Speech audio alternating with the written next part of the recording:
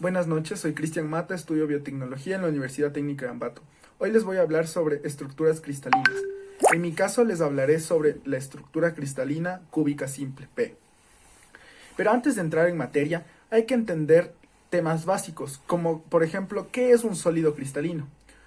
Un sólido cristalino se construye a partir de la repetición en el espacio de una estructura elemental, en este caso nuestra estructura cúbica simple, de una forma paralelepípeda, denominada celda unitaria, que está contenida en cada espacio de nuestra estructura. En función de los parámetros de red, ¿qué es un parámetro de red? Consiste en la longitud de los lados del paralelepípedo elemental y de los ángulos que lo conforman, en este caso ángulos de 90 grados. ¿Entendido? Gracias a estas características se distinguen 7 sistemas cristalinos, de los cuales vimos en clases. Entre ellos estaba el cúbico, el hexagonal, el tetragonal, triagonal, el rómbico. También existe el monocíclico y el tricíclico. Pero antes de entrar en esto, hay que entender que hay dos formas de ver a una estructura, de una forma cristalina y de una forma amorfa. Como bien lo dice la palabra, amorfa es sin decir, es decir, no existe un orden establecido dentro de la estructura.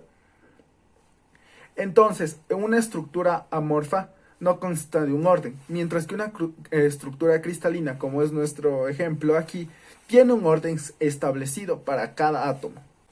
Para entender nuestra estructura hay que entender primero qué es una red de Bravais, que lo vimos en clases, que lo denominamos como un arreglo infinito de puntos discretos en un ordenamiento y orientación colocada y cronológicamente ordenada, se podría decir, que parece exactamente la misma desde cualquier punto que nosotros lo observemos. Puede ser este punto de vista, este punto desde la superficie, desde la parte inferior, desde cualquier punto, el ángulo será lo mismo, que en este caso es 90 grados de mi estructura cúbica simple.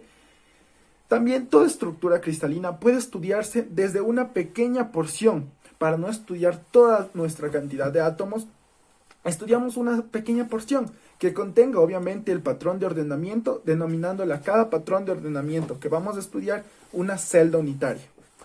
Al ser una estructura cristalina tridimensional, las celdas unitarias que la conforman también estarán dentro como en tercera dimensión.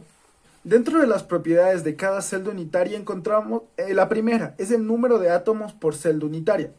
¿A qué me refiero con esto? Que todas las celdas unitarias van a tener un diferente número de átomos. Otra de las propiedades es la relación entre el radio atómico que la conforma y la longitud de los lados de la celda unitaria. ¿A qué me refiero con esto? Lados de la celda unitaria es un parámetro de red o longitud, por así decirlo. Es un parámetro de red, así lo conocemos. Pero también es una longitud en cada una de sus aristas. Otra de las propiedades es el número de coordinaciones que posee. ¿A qué me refiero con esto? Significa que corresponde al número de vecinos que están más cercanos a un punto definido dentro de nuestra estructura. En el caso de nuestra estructura cúbica simple, contiene un número de coordinación 6, debido a que tiene 6 vecinos cercanos conformando su estructura.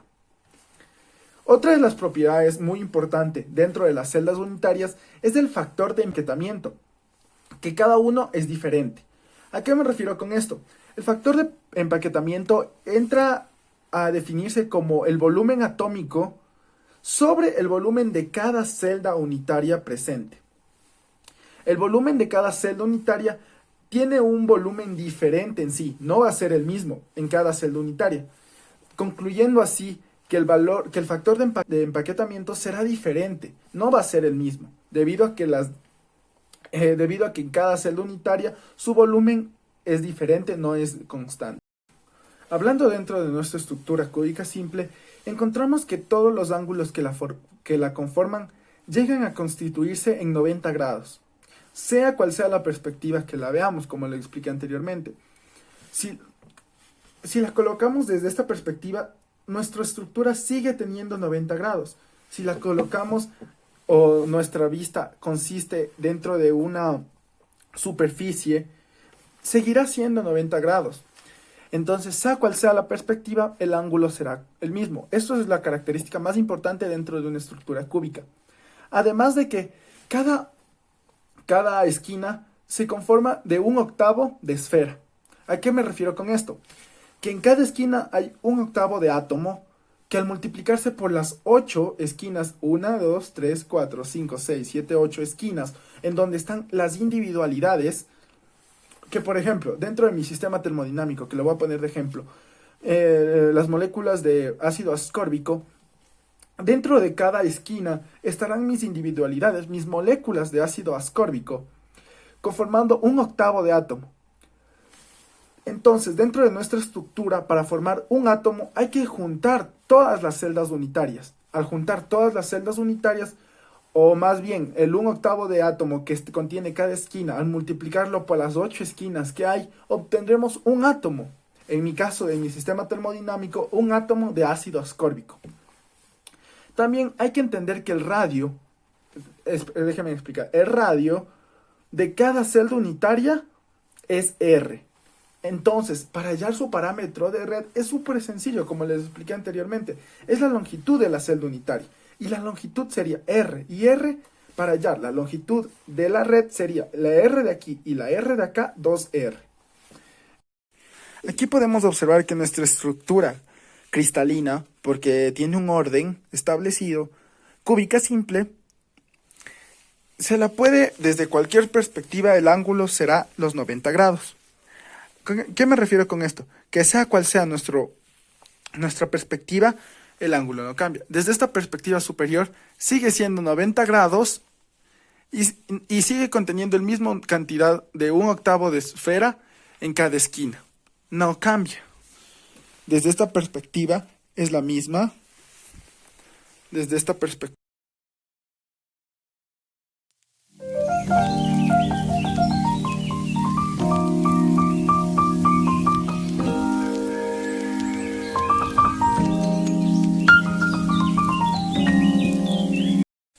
Entonces, supongamos que este es un átomo. Aquí podemos encontrar 1, 2, 3, 4 esferas y en nuestro otro interior 4 esferas más. Entonces, esto viene a representar, dentro de este átomo está esta estructura cristalina, en donde esta esquina conformaría esta de aquí, conformaría esta de acá, y así, al juntar todas las celdas unitarias, conformaríamos el átomo de nuestro. Bueno, les procederé a explicar sobre la estructura cristalina cúbica simple. ¿En qué consiste? Para ello, primero ubicaremos dentro de nuestro cubo las esquinas, 1, 2, 3, 4, o más bien el 1/8 de átomo que la conforma, llegando a constituir el un átomo. Ahora, hay que entender que dentro de este cubo encontramos un valor de R dentro de la longitud y otro valor de R dentro de la longitud de la arista, dándonos así un parámetro de red conocido como A es igual a 2R. ¿Entendido? Entonces, también podemos hallar el factor de empaquetamiento con la siguiente fórmula, que consiste en el número de átomos por el volumen del átomo, o también, por así decirlo, de nuestra esfera, que aquí les resalté.